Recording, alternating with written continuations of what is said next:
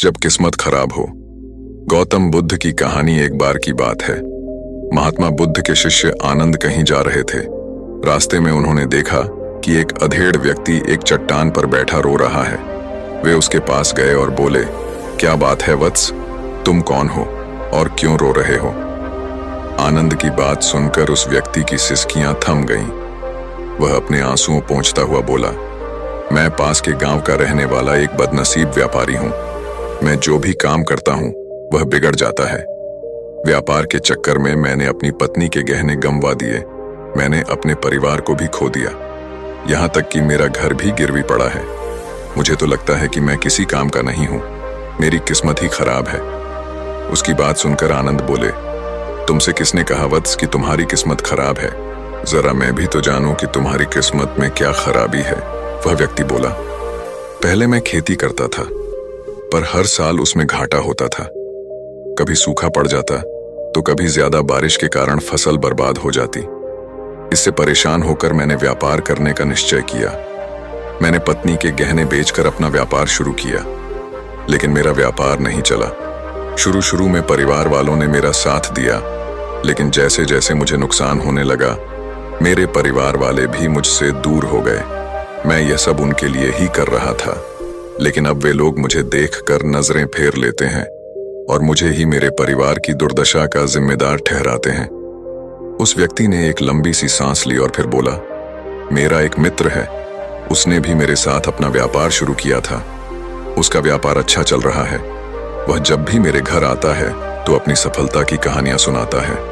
उसकी बातें सुनकर मेरे घर वाले भी कहते हैं कि उसे देख और कुछ सीख। हमें तो लगता है कि तेरे वश का कुछ भी नहीं है।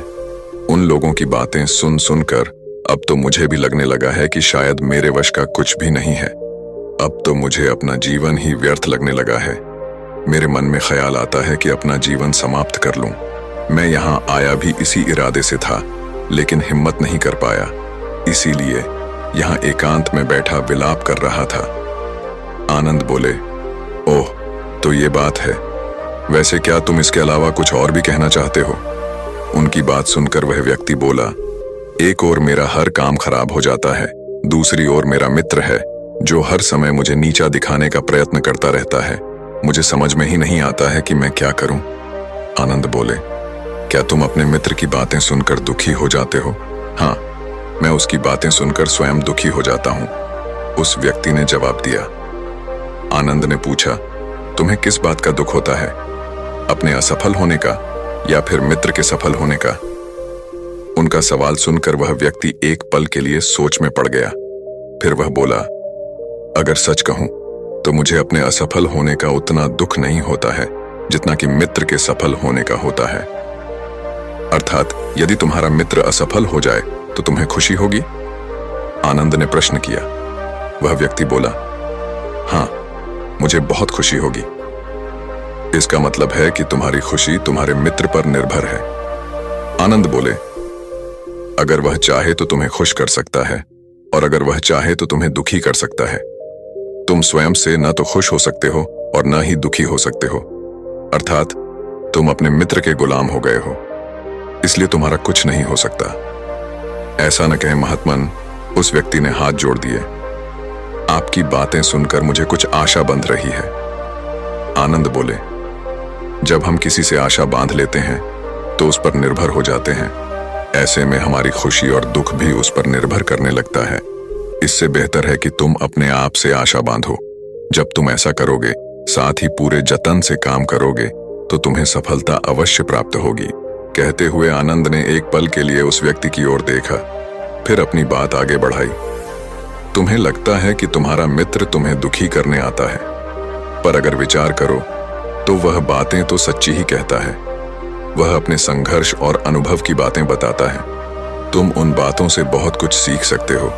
तुम्हें इसके लिए उसका धन्यवाद करना चाहिए कि तुम्हें घर बैठे कुछ अनुभव मिल रहे हैं। तुम उन अनुभवों का लाभ उठाओ, नई शुरुआत करो, कर्म करते जाओ, हार मत मानो। एक दिन तुम्हें सफलता अवश्य मिलेगी। आज तुम जिसे अपना बुरा वक्त या बुरी किस्मत कह रहे हो, एक दिन यह बदल जाएगी।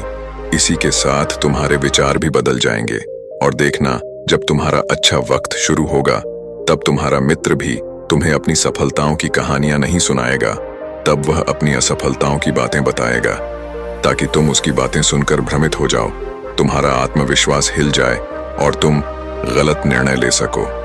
लेकिन उस समय भी तुम्हें अपनी बुद्धि का प्रयोग करना होगा।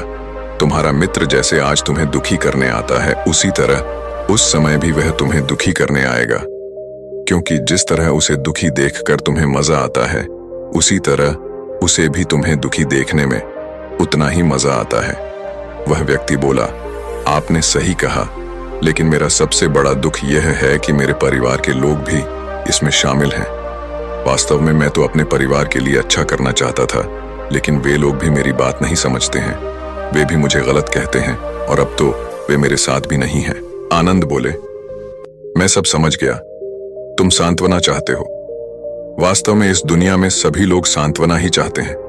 हम चाहते हैं कि हम जब भी कुछ करें तो लोग हमारी प्रशंसा करें, लेकिन आमतौर से ऐसा नहीं होता है, इसलिए हम दुखी हो जाते हैं। हमें लगता है कि हमारे मित्र, परिवार वाले सब मतलबी हैं, लेकिन तुम अगर किसी को अपना परिवार मानते हो और उसके लिए कुछ करना भी चाहते हो, तो तुम्हें ऐसा क्यों लगता है कि तुम दूसरों के लिए कुछ कर रहे हो?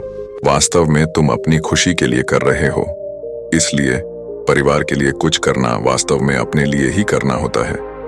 लेकिन अगर ऐसा करते समय तुम्हें लगता है कि तुम दूसरों के लिए कर रहे हो, तो तुम दुखी रहोगे, और अगर तुम्हें लगता है कि तुम अपने लिए कर रहे हो, तो तुम खुश रहोगे, क्योंकि जब तुम अपने लिए कुछ अच्छा करते हो या करना चाहते हो, तब तुम्हें सांत्वना की जरूरत नहीं पड़ती है। आनंद की बातें सुनकर उस व्यक्ति के चेहरे के भाव बदल गए। वह बोला, आप सही कह रहे हैं, मैं समझ गया हूं। अब तक मेरी किस्मत खराब इसलिए थी क्योंकि वह दूसरों के हाथ में थी। अब मैं अपनी किस्मत को अपने हाथ में रखूंगा। मैं फिर से प्रयत्न करूंगा, पूरे मन से काम करूंगा, और जब तक सफलता नहीं मिल जाती, चैन से नहीं बैठूंगा। उस व्यक्ति की बात सुनकर आनंद मुस्कुराए और उसे एक छोटी सी डिबिया देते हुए बोले, इस डिबिया को हमेशा अपने पास रखना। इसमें एक ऐसा राज है जो तुम्हें बड़े से बड़े दुख से भी बाहर निकाल लेगा। लेकिन इसे तभी खोलना जब तुम्हारे जीवन में कोई रास्ता न सुझाई दे और तुम्हें लगे कि सब व्यर्थ है। ये दुनिया व्यर्थ है और यहाँ रहना भी व्यर्थ है। उस व्यक्ति ने आनंद को धन्यवाद दिया और डिबिया को लेकर चला गया। उसने नए उत्साह के साथ फिर से अपना व्यापार आरंभ किया। उसका व्यापार चल निकला। अपनी मेहनत और लगन के बल पर वह एक बड़ा व्यापारी बन गया। परिवार वाले भी उसके साथ आ गए और उसका जीवन हंसी खुशी बीतने लगा। अब वह भूतकाल का रोना छोड़ चुका था। वह भविष्यकाल की भी चिंता नहीं करता था, बस अपने वर्तमान को संवारने में लगा रहता था। और जो कुछ भी वह करता था, वह अपने लिए करता था, अपनों के लिए करता था। इसलिए वह प्रसन्न था। उसके जीवन में अब कोई दुख नहीं था। लेकिन वक्त हमेशा एक जैसा नहीं रहता है, वह बदलता रहता है। उसके जीवन में भी बदलाव आया। एक दिन उसके राज्य पर पड़ोसी राजा ने चढ़ाई कर दी। उसने इस राज्य पर अपना कब्जा कर लिया। उसके सैनिकों ने चारों ओर लूटमार मचा दी। उन्होंने व्यापारी का सारा धन लूट लिया। उसके घर में आग लगा दी। जान बचाने के लिए उसे अपने परिवार के साथ वहां से भागना पड़ा। वह व्यक्ति अपने परिवार के साथ कई दिनों तक इधर उधर भटकता रहा। वह दाने दाने को मोहताज हो गया। उसका बच्चा बीमार हो गया। इलाज के अभाव में वह तड़पने लगा। यह देखकर उसका हृदय चीत्कार कर उठा। वह कैसे अपने बच्चे का इलाज कराए? उसके पास तो खाने के लिए भी पैसे नहीं थे। ऐसे में उसे एक बार फिर निराशा ने घेर लिया। उसे लगने लगा कि उसका जीवन व्यर्थ है, सारी दुनिया व्यर्थ है, किसी भी बात का कोई मतलब नहीं है।